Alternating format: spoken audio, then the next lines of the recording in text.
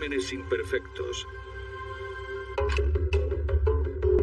Normalmente, los criminales dejan algún tipo de prueba en la escena del crimen. La clave es encontrarlas. Los científicos utilizaron polvo fluorescente, gases de cianocrilato y una base de datos informática para identificar al sospechoso de un homicidio ilógico.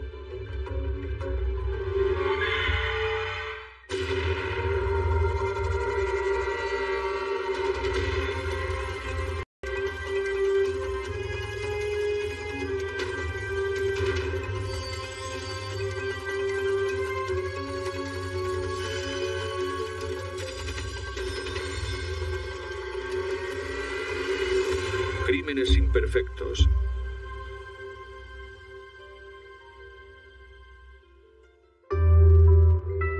Eran las 4 de la mañana de un día de octubre y Kim Miller atendía a la centralita de la policía.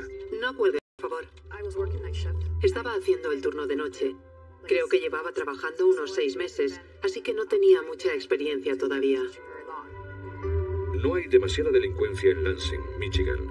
Normalmente es una localidad muy tranquila, pero esa noche fue diferente. De repente llamó una señora diciendo: han entrado a robar a mi casa. ¿Policía? Han entrado a robar a mi casa. Vivo en el 4217 de Brighton Park. Señora, no cuelgue. La llamada se cortó, así que estaba claro que le había pasado algo. La patrulla fue enviada de inmediato. Los agentes tardaron menos de 4 minutos en llegar allí. A primera vista todo parecía normal, pero detrás de la casa había pruebas evidentes del robo. Habían abierto la puerta a patadas y de forma muy violenta. De hecho, estaba fuera del marco. Y había cristales de la puerta en la entrada. Y también por dentro de la casa. Ya en el interior, en el pasillo, la policía observó que la puerta del baño también estaba fuera de las bisagras. Y en el suelo estaba el cuerpo sin vida de Audrey Nichols, de 67 años de edad. Le habían disparado a bocajarro con una pistola del calibre 32. El teléfono desde el que estaba llamando estaba cerca. Creo que justo fuera del baño. Los agentes conocían a la señora Nichols. Había trabajado para la policía de Michigan 17 años, analizando accidentes de tráfico. Se había jubilado hacía solo 4 meses y vivía sola. Sus 3 hijos eran mayores y vivían por su cuenta. A todas nos afectó mucho porque muchas vivimos solas. Fue un gran golpe, una gran conmoción. Y estábamos muy enfadadas. Ninguno de los cajones ni los armarios estaban revueltos, pero el bolso de Audrey había desaparecido. Parecía que habían elegido la casa específicamente para el robo. Alguien entraba, encontraba algo de valor y lo vendía para comprar drogas. Un análisis preliminar de las pruebas no dejó dudas de lo que ocurrió.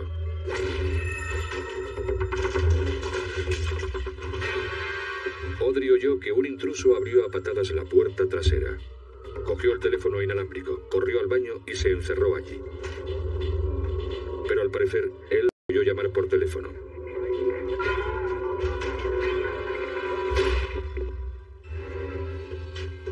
Entonces cogió su bolso y huyó. La mujer se acurrucó en el suelo del baño para llamar a la policía. Y según los patólogos forenses, giró la cabeza para evitar lo que vio venir. Un disparo mortal. No hay nada peor que eso. Desgraciadamente, la policía no pudo encontrar testigos. No teníamos ningún vecino ni nadie que hubiera visto o oído nada en la zona, ni nadie que pudiera darnos algún tipo de descripción física. No tuvo ningún respeto por la vida humana. Lo único que queríamos era encontrar a ese tipo y encerrarle. Los agentes de policía y los expertos registraron la vivienda de Audrey Nichols esperando encontrar pruebas que hubiera dejado tras de sí la persona que la mató. La víctima estaba en el baño, muerta. Así que determinamos la trayectoria que siguió el asesino desde la entrada hasta el baño. Y todo lo que ocurrió en dicha trayectoria teníamos que imaginarlo. Y determinamos que la única forma de salir de la casa fue por la puerta por la que entró. En la cocina la policía encontró una huella sospechosa, a pesar de estar un poco borrada. Había trozos de cristal por el suelo de linóleo de la cocina. ¿Era posible que el asesino hubiera pisado los trozos de cristal dejando su huella? La teoría de cualquier investigación es que el sospechoso siempre deja algo de sí mismo en la escena o se lleva algo que le va a relacionar con el crimen posteriormente. Recogieron los trozos de cristal y los enviaron al laboratorio forense. El cristal es un material tan suave y perfecto que en realidad es donde mejor se puede obtener una huella de zapato. El suelo de linóleo fue empolvado con un polvo fluorescente que se adhiere a cualquier resto de humedad que haya presente. Utilizando lo que se llama una luz alterna, el polvo adherido a la humedad emite una luz fluorescente. Si se tiene un suelo de linóleo estampado donde el fondo interfiera con la impresión, se puede utilizar la luz alterna para eliminar el fondo. Es decir, se puede oscurecer el fondo. Así, el polvo fluorescente que se utiliza... Vieron una huella clara. El tacón izquierdo del calzado del asesino. Parecía ser un calzado deportivo. La mayoría de las huellas son parciales. A veces nos encontramos con huellas totales, pero con pisadas de otras personas por encima. Dichas pisadas pueden borrar la huella, por lo que suelen ser huellas parciales. En el laboratorio forense, los científicos vieron lo que parecía ser otra huella en un trozo de cristal.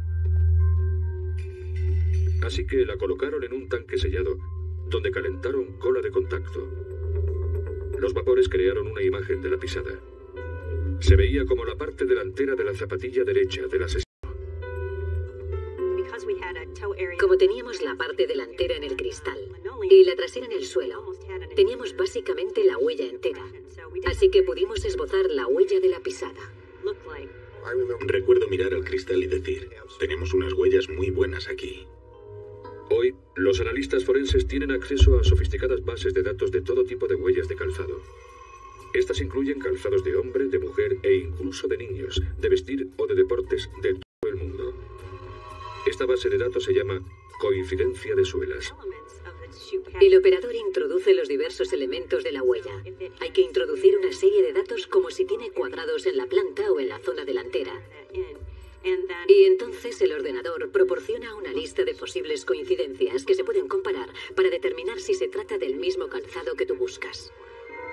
Después de muchas comprobaciones, los investigadores dieron su veredicto.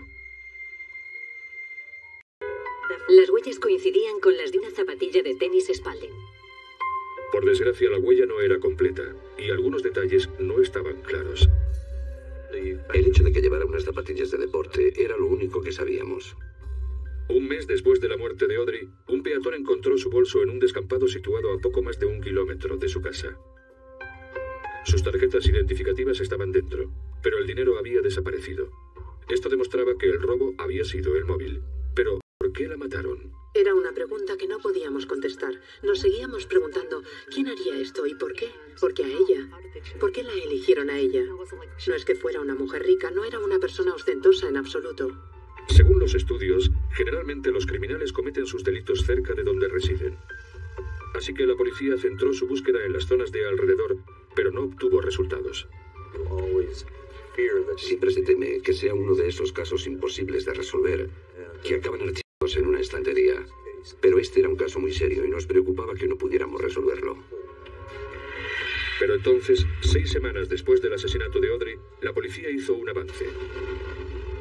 La policía detuvo a un hombre que intentó robar una casa. Lo más irónico es que dieron con un hombre que intentaba robar una casa cerca a la de Audrey y que también llevaba zapatillas de deporte. Y no eran unas zapatillas de deporte cualquiera, eran unas Spalding. Había trozos de cristal en la suela de las zapatillas del primer sospechoso.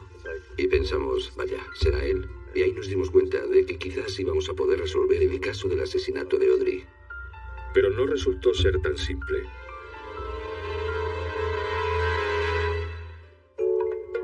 Dos huellas parciales de unas zapatillas de deporte Spalding fueron las mejores pistas que encontraron en la casa de Audrey Nichols tras su asesinato. La policía también encontró una huella dactilar parcial, pero no sabían con seguridad si era del asesino. El sospechoso entró y salió de la casa tan rápido que no había muchas más pruebas forenses. Por tanto, la resolución de este caso dependía de esas pisadas. 6 semanas después del asesinato, la policía arrestó a un hombre que intentaba robar una casa situada no muy lejos de donde vivía Audrey. Tenía 25 años y se llamaba Ken Embry.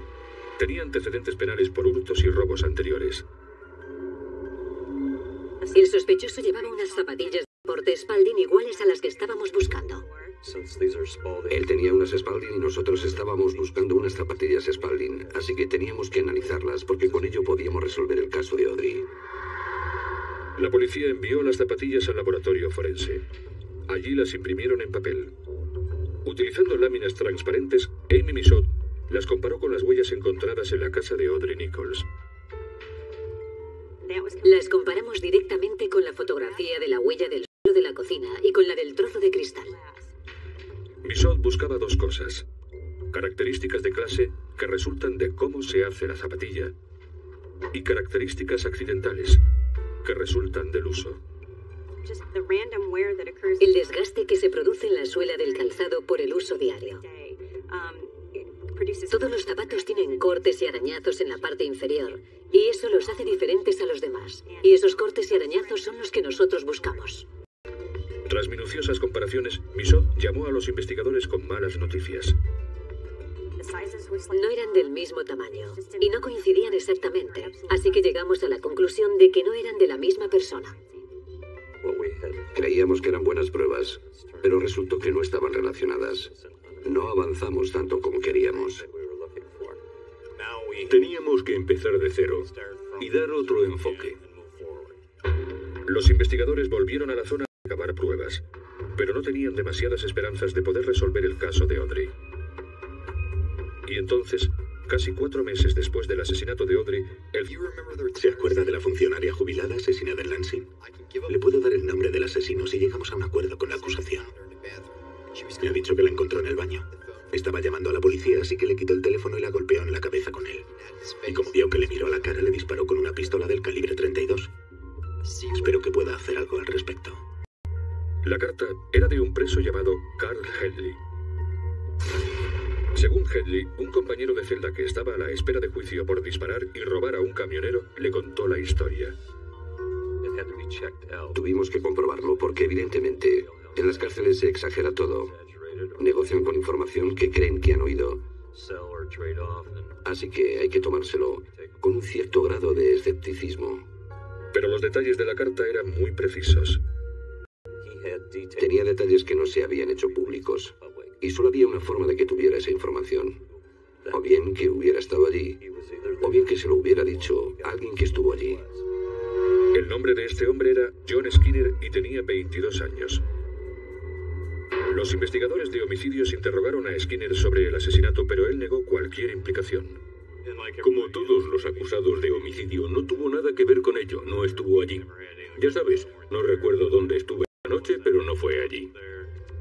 Las huellas dactilares de Skinner no coincidían con la huella sin identificar encontrada en la cocina de Audrey Nichols, y no había zapatillas de deporte Spalding en el departamento de objetos personales de la prisión ni en la primera cárcel donde estuvo Skinner.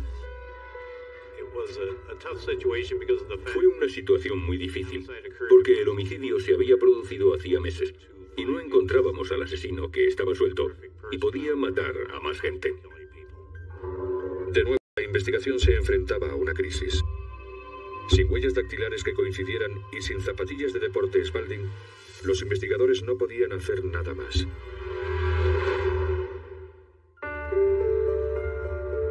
John Skinner, de 22 años, era el principal sospechoso del asesinato de Audrey Nichols. Estaba en la cárcel en espera de juicio por otro delito cuando supuestamente confesó a un compañero de celda que había matado a Audrey Nichols y había conseguido burlar a las autoridades. Pero la policía no podía encontrar pruebas de que Skinner tuviera zapatillas de deporte Spalding, como las encontradas en la escena del crimen. Teníamos la información que nos había dado el informante de la cárcel, pero necesitábamos algo más. No nos quedaba más remedio que encontrar las zapatillas para hacer las comparaciones pertinentes. Y cuanto más tiempo pasaba, menos probabilidades de encontrarlas había. Y cuantas más posibilidades había de que otra persona las usara, más difícil sería la identificación. Como último recurso, la policía habló con todo de prisiones de Skinner. Indicaba que su madre recogió las pertenencias de su hijo cuando éste fue encarcelado. Los investigadores fueron rápidamente a su casa, que se encontraba a menos de 1,5 kilómetros de la escena del crimen. La madre podría habérselas llevado y haberlas tirado a la basura. O él podía haber llamado a su madre y haberle dicho, deshazte de ellas. Y eso hubiera sido lo peor. Pero la policía encontró un par de zapatillas de deporte Spalding en el dormitorio de John Skinner. No nos podíamos creer que pudiéramos tener a la persona que entró a robar y asesinó a nuestra víctima. De nuevo, Amy Misot comparó las zapatillas de Skinner con las láminas transparentes de las huellas encontradas en la escena del crimen. Las huellas parciales eran la parte delantera de la zapatilla derecha y el tacón de la izquierda.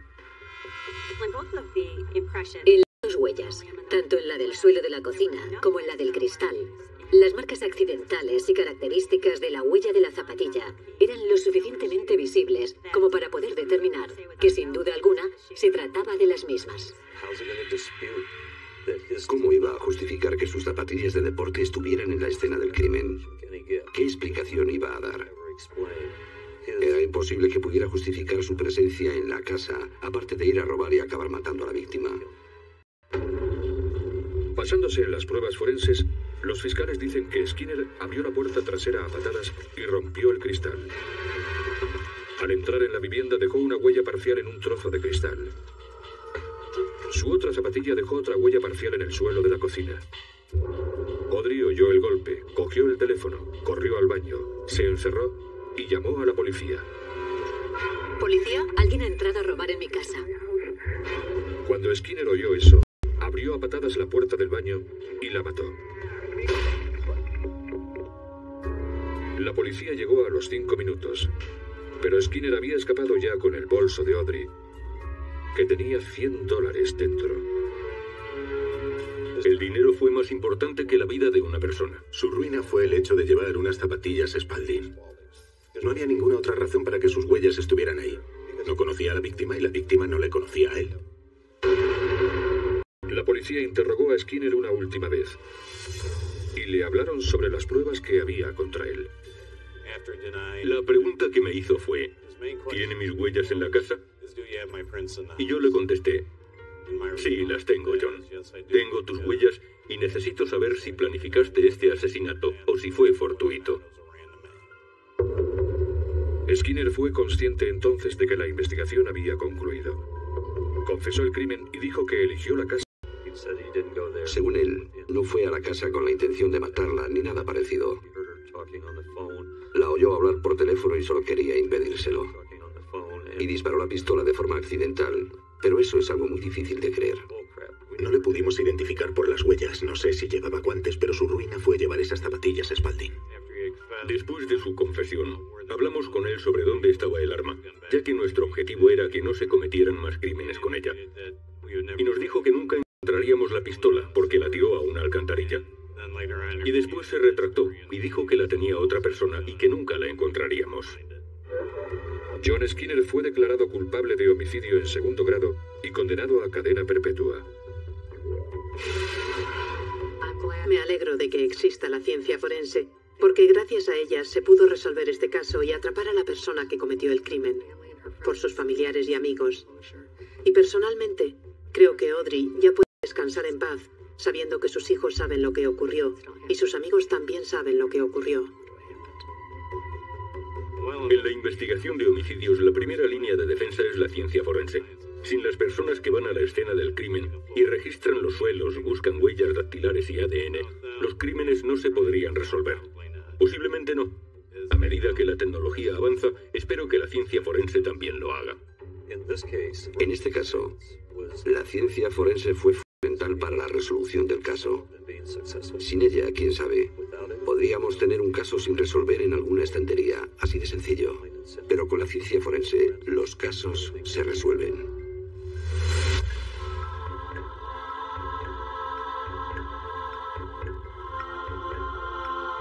Crímenes imperfectos. 911. Es una emergencia. Creo que mi bebé se está asfixiando. Ahora mismo vamos. Gracias. Tenemos un bebé que se está asfixiando en el 804 de High Street. En 1994, llegaba a la sala de emergencias de un hospital un bebé con graves problemas respiratorios. Los pulmones del bebé estaban sangrando, una enfermedad letal muy poco común. En cuestión de meses aparecieron en Cleveland otros 30 casos similares, una proporción 1000 veces mayor que en ningún otro lugar del mundo. No todos los niños sobrevivieron. Los médicos nunca habían visto nada igual y buscaron a toda prisa las causas.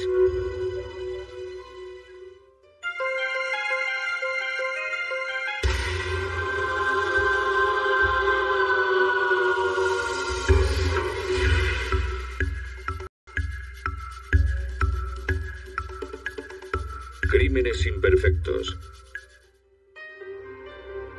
Una fría noche de noviembre, Nima Williams calentó el biberón para su hijo Brian, de 6 semanas.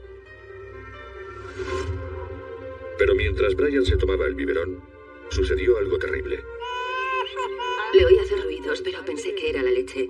Sin embargo, cuando lo cogí, en lugar de ver leche, vi sangre de color muy brillante. Llevaron a su bebé al Hospital Rainbow de Cleveland para bebés y niños, donde los médicos intentaron salvar la vida del pequeño Brian. Los rayos X desvelaron que los pulmones de Brian estaban llenos de sangre. Brian era incapaz de respirar por sí solo, así que le llevaron a cuidados intensivos y le pusieron un respirador. Sigue succionando sangre.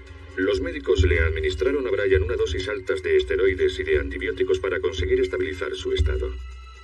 Me lo preguntaba, pero no lo pensaba. Decía, mi bebé se va a poner bien. Vamos a superarlo. Pero no te lo puedes quitar de la cabeza. Sabes que puede morir. Es la última vez que voy a ver a Brian. No lo volveré a ver más. Brian estaba bastante mal. Había perdido mucha sangre. Su hematocrito había bajado casi hasta la mitad y necesitaba urgentemente una transfusión de sangre, además de requerir ventilación asistida. A Brian Mitchell le diagnosticaron un cuadro de hemosiderosis pulmonar idiopática, es decir, hemorragia pulmonar de origen desconocido. Las hemorragias en los pulmones suelen ser causadas por problemas cardíacos, por una infección o por malos tratos infantiles, pero en el caso de Brian, los doctores eliminaron las 3 opciones. Aunque la hemosiderosis pulmonar idiopática es muy poco común, Brian Mitchell era el 4º bebé al que atendía el Dr. Dirbon con el mismo cuadro en los últimos 2 días. 2 niños con hemorragias pulmonares. En aquel momento pensé, son demasiados. Así que me senté y me puse a analizar los registros del hospital para comprobar cuántos casos habíamos tenido en total. Los historiales médicos del hospital revelaron que habían ingresado otros 2 bebés por unas hemorragias en los pulmones de origen desconocido y que uno de los bebés había muerto. La incidencia de hemorragias pulmonares infantiles era 1000 veces superior en Cleveland que en cualquier otro lugar del mundo. Brian Mitchell tuvo suerte. Después de 2 semanas de mejoría, recibió el alta en el hospital.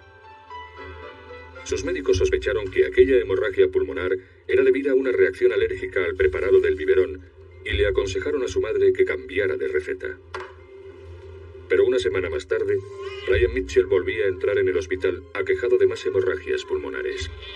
Empecé a preguntarme, ¿pero qué le pasa? Empieza a sangrar, le llevamos al hospital, le dejamos en el hospital 3 días, pero nadie nos dice por qué está aquí. Nadie nos dice qué le pasa. ¿Por qué sigue sangrando? No lo sé. El doctor Dirbon descubrió entonces que Brian Mitchell y los otros 6 bebés enfermos vivían en un radio de 9,6 kilómetros alrededor del hospital, en la zona este de Cleveland. Probablemente se tratara de un componente medioambiental. No necesariamente algo que estuviera en sus casas, sino que había algún problema dentro de esa comunidad en concreto. Pero entonces se produjo una complicación. Brian Mitchell tenía una hermana gemela, Brianna, que vivía en la misma casa, comía la misma comida y dormía en la misma habitación que Brian, e incluso compartía la misma cuna. Si el doctor Dirbon tenía razón, y la causa era medioambiental, ¿por qué el pequeño enfermaba mientras que su hermana gemela estaba totalmente sana? Y había un problema añadido. Los únicos que enfermaban eran los bebés. Ni los niños de más edad ni los adultos del mismo vecindario o de las mismas casas caían enfermos.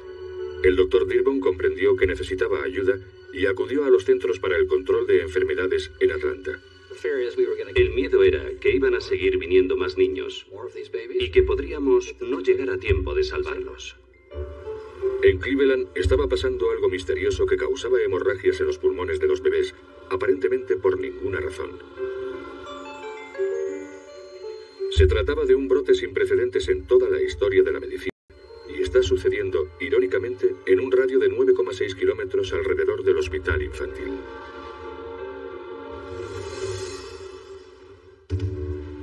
Los Centros para el Control de Enfermedades asignaron a la doctora Ruth Edsel para que dirigiera la investigación en Cleveland. Su trabajo consistía en averiguar las causas. El trabajo de un investigador médico es muy similar al de un detective de un delito. Es decir, intentar buscar el culpable de una determinada enfermedad desconocida. Y si somos capaces de encontrar al culpable, podemos evitar que vuelva a atacar.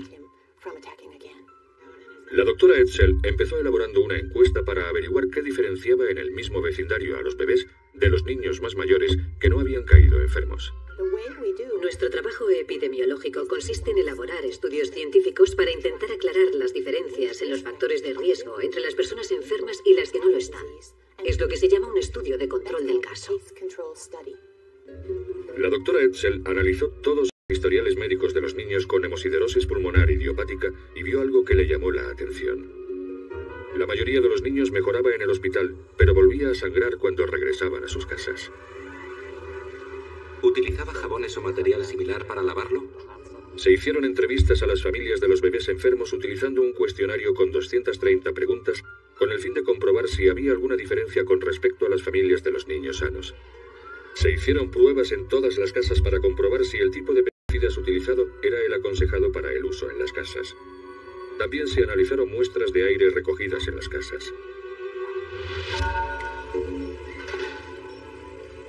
Varios días después de iniciar la investigación, otros 2 bebés del mismo vecindario llegaron al hospital aquejados de hemosiderosis pulmonar idiopática.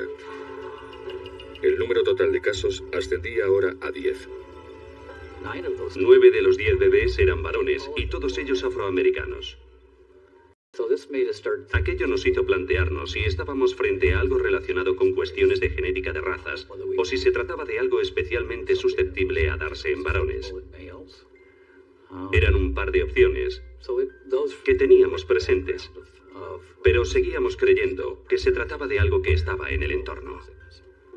Pero si la causa estaba en el entorno, ¿por qué Brian Mitchell había caído enfermo y sin embargo su hermana Brianna seguía sana? Ambos dormían en la misma habitación, en la misma cuna, comían la misma comida y respiraban el mismo aire. Para averiguar las causas, los médicos le hicieron unas pruebas a Brianna, una broncoscopia. Le metieron un tubo en los pulmones y el doctor Dirbon extrajo una muestra de tejido para analizarla. Cuando se observó al microscopio el tejido pulmonar de Brianna, el resultado fue alarmante. Las células del corazón se habían vuelto azules, indicativo de que los pulmones estaban sangrando. Ella también tenía hemosiderosis pulmonar idiopática. Teníamos a un bebé sin signos externos de hemorragia interna y que sufría pequeñas hemorragias internas, muerto desangrada. Al descubrir aquello, no solo nos asustamos por ella, sino por toda la comunidad. ¿Cuántos niños más como Brianna podía haber en el vecindario sin problemas aparentes de salud? ¿Cuál era la profundidad del iceberg? Conforme el misterio iba creciendo, el miedo también se fue apoderando de los padres de los vecindarios de la zona este de Cleveland. Los niveles de pesticidas en la casa de los bebés estaban dentro de lo permitido, y no había diferencias entre las muestras de aire recogidas en las casas de los niños enfermos y las de las casas de los bebés sanos. Queríamos evitar más muertes, evitar futuros casos, pero no sabíamos qué hacer. Todas las autoridades sanitarias públicas implicadas, estatales, federales y locales, intentaban ponerse de acuerdo en el comité asesor para encontrar respuestas, porque no teníamos ninguna. Pero la información recogida en los cuestionarios empezó a desvelar algunos datos importantes. 7 de los 10 niños enfermos vivían en casas de fumadores. Todos los bebés enfermos habían sido alimentados con biberón, ninguno con el pecho. Y todos los bebés enfermos vivían en casas que habían tenido recientemente problemas con el agua. ¿Cabía la posibilidad de que el tabaco, los biberones o algo en el agua estuvieran causando el brote letal de hemorragias pulmonares en bebés? ¿O había algo más?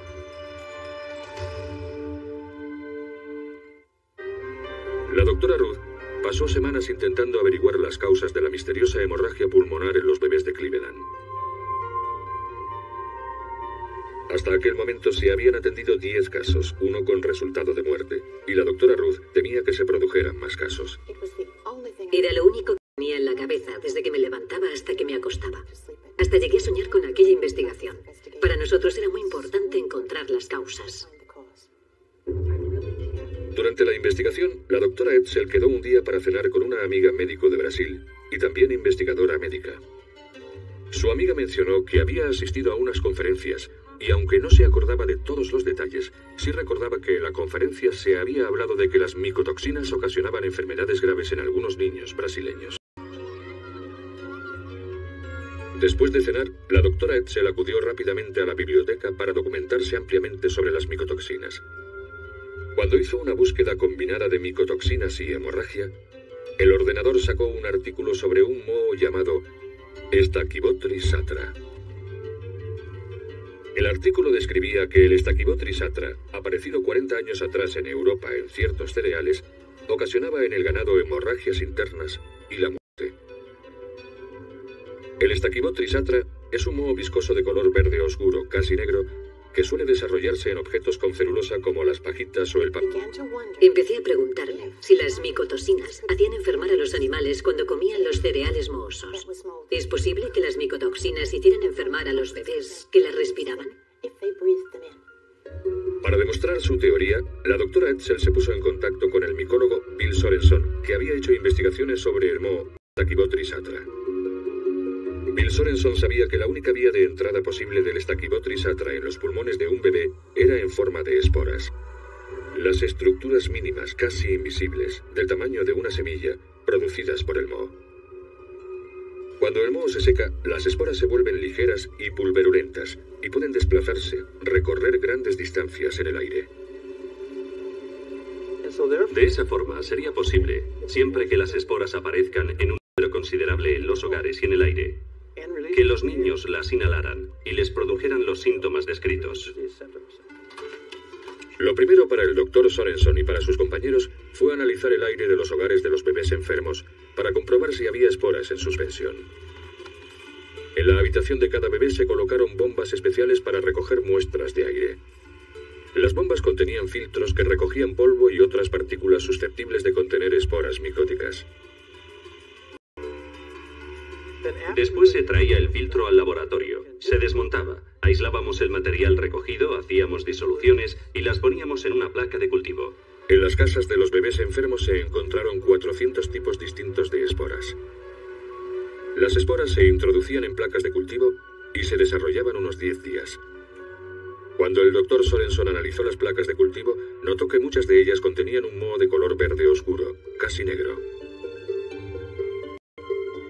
Utilizando el microscopio, el doctor Sorenson descubrió que las muestras tomadas en las casas de Cleveland tenían una estructura similar a los mohos que habían matado al ganado en Europa. De hecho, era Stachybotrys satra.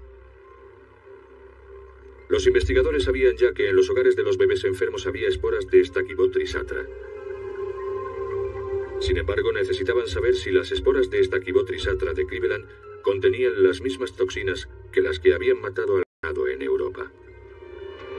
Y una de nuestras preguntas era que quizá esos elementos, o los organismos, o los Stachybotrys en este país, no son los mismos que en Europa. Quizá eso explicara que no viéramos aquel problema en nuestro país. Para averiguarlo, los científicos desarrollaron en una mezcla de arroz las esporas encontradas en las casas de Cleveland. El Stachybotrys crece bien en el arroz gracias a la humedad del grano. Después, molieron el moho y lo mezclaron con una serie de disolventes con el fin de extraer los componentes químicos. Pudieron analizar las características físicas de las esporas. Así fue como los científicos descubrieron que las esporas de Cleveland eran idénticas a las micotoxinas tóxicas que acabaron con el ganado de Europa Oriental. Había una clase especial de micotoxinas llamada tricotecenas. Las micotoxinas tricotecenas son uno de los inhibidores más potentes de síntesis de proteínas. Es decir, que destrozan la capacidad de las células de sintetizar proteínas. Y sin esa capacidad, las células mueren. Creemos que esas proteínas son necesarias durante la formación de los capilares de los pulmones del bebé para el desarrollo de la pared capilar. Y si se interrumpe la síntesis de proteínas, lo más esperable es que las paredes capilares se vuelvan más frágiles, con lo que bastaría con una simple tos para causar una hemorragia en los pulmones. Cuando los científicos examinaron las casas de los bebés enfermos, descubrieron la fuente de las esporas de Stachybotrys en una cepa de moho que estaba creciendo en los sótanos de todas las casas con bebés enfermos, menos una. Sin embargo, también se encontró Stachybotrys en la mitad de las casas registradas en las que vivían niños no afectados. Si lo que causó la muerte de uno de los bebés de Cleveland y la enfermedad grave de otros 9 era el Stachybotrys, ¿por qué no había afectado a todos los bebés que vivían en las casas donde se encontró? Se encontraron esporas del moho Stachybotrys atra en todas las casas de los bebés enfermos, menos una. Pero también en la mitad de las casas de niños no afectados que vivían en el mismo vecindario. Los científicos necesitaban saber por qué algunos niños desarrollaban hemorragias en los pulmones y otros no. No tardaron en descubrir que el número de esporas en el aire en las casas de los bebés enfermos era mucho más alto que en las casas de los bebés no afectados. De hecho, las casas de los enfermos contenían más esporas y más veneno. El Stachybotrys no suele ser uno de los principales componentes del aire en sitios cerrados, quiero decir de los componentes micóticos en sitios cerrados. De hecho, a veces no aparece. En un estudio desarrollado en Canadá se examinaron más de 100 casas, pero en total aparecieron unas 300 colonias. En el aire analizado en algunas casas de Cleveland se registraron niveles de 600 unidades formadoras de colonias por metro cúbico. Los investigadores encontraron la fuente de esporas de Stachybotrys en los sótanos, por las paredes, en cajas e incluso en el aislante detrás de las paredes. Para que los Stachybotrys se desarrollen hacen falta dos cosas: un producto con celulosa y agua. Los especialistas descubrieron que unas lluvias torrenciales habían causado la inundación del sistema de alcantarillado de la zona. Los habitantes de otras casas habían dicho que sus tuberías goteaban. Aquel agua no se había limpiado inmediatamente y había empapado las paredes secas y el aislante detrás de las paredes, creando las condiciones perfectas para que se desarrollara el Stachybotrys en un entorno cálido, húmedo y oscuro. Pero si el Stachybotrys estaba en los sótanos de aquellas casas, ¿cómo pudieron los niños entrar en contacto con las esporas si ninguno de ellos había bajado al sótano? Los investigadores descubrieron que cuando el moho se secaba, las esporas se volatilizaban y pasaban al aire. Las calderas de aquellas casas expulsaban aire procedente del sótano, y no de los pisos superiores. La caldera succionaba las esporas y éstas viajaban por el conducto de tuberías hasta llegar a todas las habitaciones de las casas. De esta forma, entraban letalmente en las habitaciones en las que podían ocasionar más daño. En las habitaciones de los niños, donde los bebés pasaban la mayor parte del tiempo durmiendo. Una vez dentro de los pulmones de esos bebés, las esporas soltaban las micotoxinas llamadas tricotecenas que impedían que las células del bebé formaran las proteínas necesarias para mantener fuertes los vasos sanguíneos.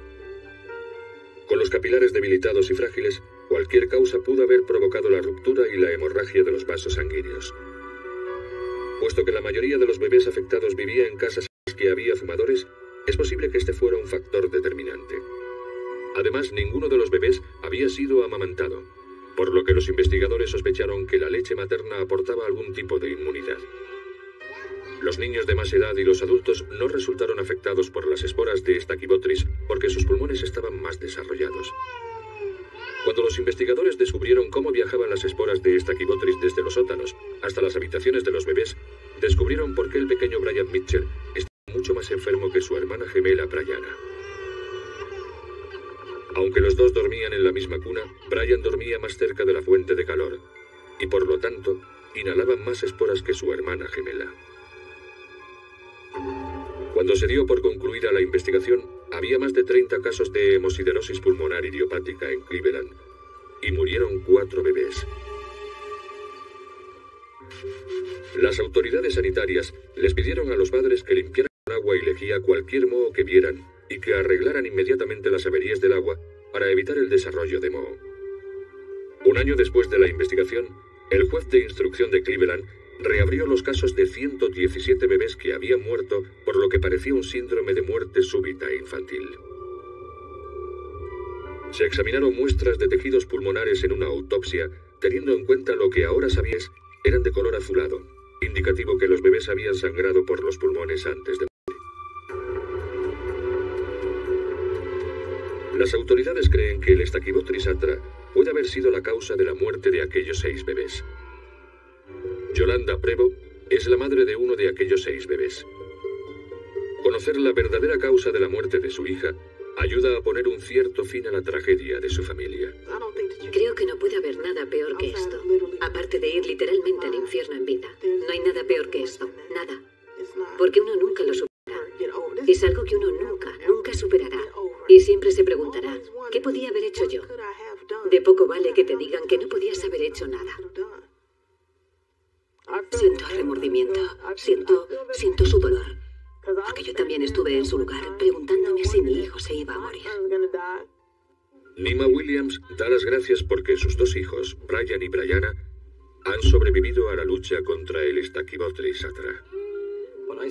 Cuando veo la cara feliz de un niño sano, siempre voy un poco más allá.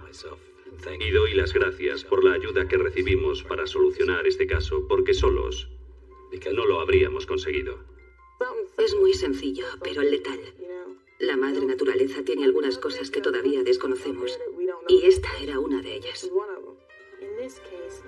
En este caso hemos encontrado algo completamente nuevo y con implicaciones directas para prevenir una enfermedad grave en niños. La moraleja es que vivimos en un mundo peligroso y que deberíamos decírselo a nuestros hijos. No debemos dejarlos jugar en las calles, ni deben vivir en hogares húmedos y con moho. Hay que mantener nuestros edificios y casas secos para que el Stakyvotrisatra u otro moho no constituyan ningún problema.